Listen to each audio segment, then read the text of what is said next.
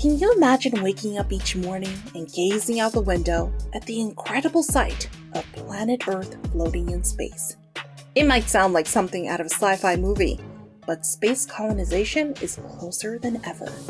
This dream, born out of the tensions of the Cold War, could now lead to a new era of countries working together to ensure our future beyond Earth. To understand the huge steps we've taken, let's go back just over 60 years. On July 16, 1969, Apollo 11, powered by the Saturn V rocket, headed for the moon with 3 astronauts, Neil Armstrong, Michael Collins, and Edwin Buzz Aldrin, aiming to achieve an incredible feat. After 8 days, Armstrong made history by leaving the first human footprint on the lunar surface. This moment, watched live by over 700 million people worldwide, was, as Armstrong put it, a major leap for humanity. The Apollo program continued for 3 more years, with a total of 12 men walking on the moon. Since then, we've continued to achieve amazing things in manned spaceflight. But what started as a dream of space travel became reality amid conflict. Since World War II ended, the former allies turned into rivals, the United States and the Soviet Union, competing to show who had greater power and superior technology, and ultimately, whose political, economic, and social system was better. Space became a key battleground in this Cold War, seen as crucial for national security and a frontier to conquer in the race to develop nuclear missiles. The Soviet Union responded just 4 days after their adversary's announcement with a similar one.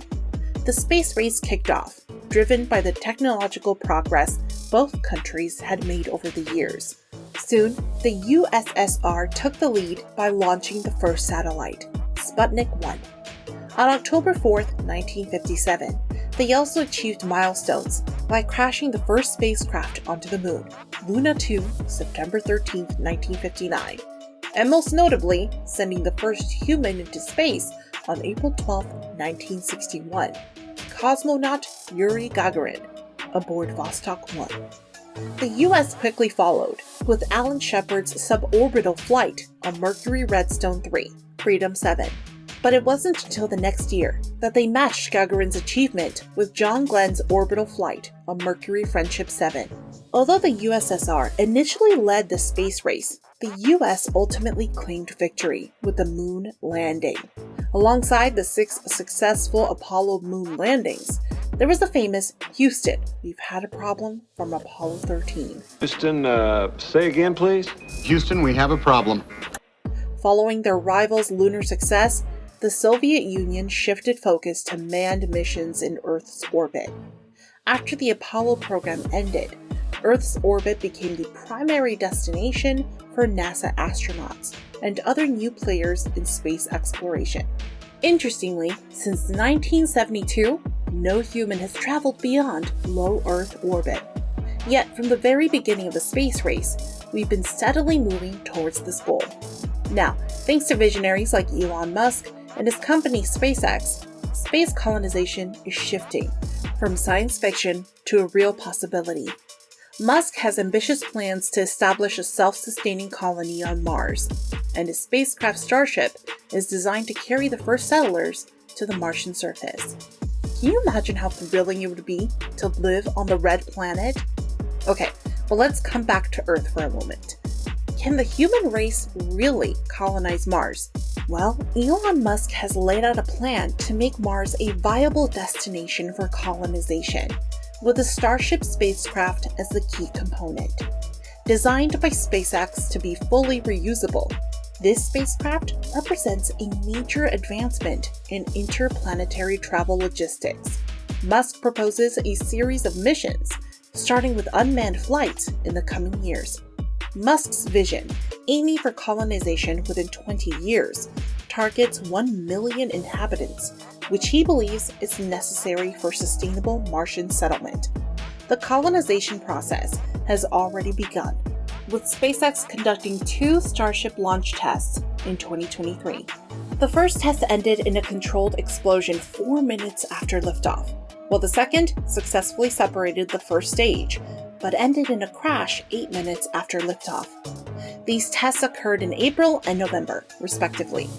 In 2024, Musk conducted a third test, where Starship successfully entered Earth's orbit, specifically on March 14th. Following this big improvement, the fourth launch is scheduled between May and June, using prototype Starship 29 and Booster 11, which has already completed tests on the ground. However, the main challenges ahead are political, ethical, and economic. For instance, while the exact cost of such a mission hasn't been precisely calculated yet, NASA's Apollo program, which costs over $280 billion in today's terms, provides a comparison point. Of course, colonizing Mars won't be easy. We'll need to overcome challenges like the lack of oxygen, low gravity, and extreme weather conditions. Another critical factor is the absence of economically viable and sustainable resources on Mars. The Martian atmosphere, mostly made up of carbon dioxide, poses significant challenges, including the need to modify the planet's environment to make it habitable, a process known as terraforming. As a solution to this, Musk proposes a long-term plan to warm the planet. This method involves melting frozen CO2 to thicken the atmosphere and make it more Earth-like. However, this is just one theoretical approach to addressing the many challenges of viable Martian colonization. In the meantime, NASA and other international space agencies are working on establishing a permanent lunar base on the Moon. This base will serve as a launch pad for deeper solar system exploration and as a test for future settlements on Mars and beyond. It's expected to be self-sustaining, powered by solar energy at one of the Moon's poles, and could become a reality by the 2030s. But even if NASA doesn't achieve its goals, visionary Elon Musk also plans to step in with his own permanent base on the Moon, called Moonbase Alpha. This base will be a crucial hub for SpaceX's space operations, serving as a launch point and destination for lunar missions. Let's not forget that Musk's vision goes beyond the Moon and focuses on the ultimate goal, colonizing Mars. For Musk, the idea of making humanity a multi-planetary species is about long-term survival, ensuring that human consciousness can continue even in the event of a disaster on Earth. So, we might see a new space race, but this time, thankfully, it won't be fueled by discord among nations. Now, this private space race is well underway, and the impact on humanity is significant. In addition to colonizing new planets and moving humans to space, it also opens up something a bit more fun. The first civilian missions, like SpaceX's Inspiration 4 and Jeff Bezos' Blue Origin flight, have introduced space tourism. However, tickets to space are still expensive for most people, but dreaming doesn't cost a thing. If you have over $50 million to spare, you could not only become a space tourist to see Earth's orbit from the outside for an hour, but also visit the International Space Station for days or weeks. This has already happened. In other words, space tourism has been around for a while, but it's only accessible to a few. A week-long trip arranged by Axiom Space costs $55 million per person. Could these prices become more affordable for the rest of us soon? Ultimately, yes, and traveling to space is becoming more attainable. Not everyone will stay a month in a hotel floating around Earth, but perhaps they can see the curvature of our planet and experience weightlessness firsthand.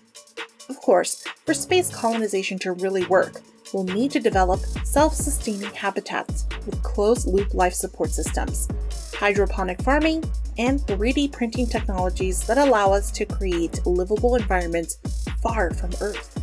Luckily, we're making fast progress in these areas, thanks to advancements like reusable rockets and using resources found in space. All of this will require unprecedented international collaboration among space agencies, private companies, and international organizations. But if we can come together and work towards these shared goals, the rewards will be huge. So, what do you think about space colonization? Do you think it's worth the effort and resources to become a multiplanetary civilization? Share your thoughts in the comments, and if you want to stay updated on the latest developments in this exciting race, make sure to subscribe to the channel and like this video. Together, we'll explore the depths of the cosmos, and maybe one day even call another world our home. Until the next time,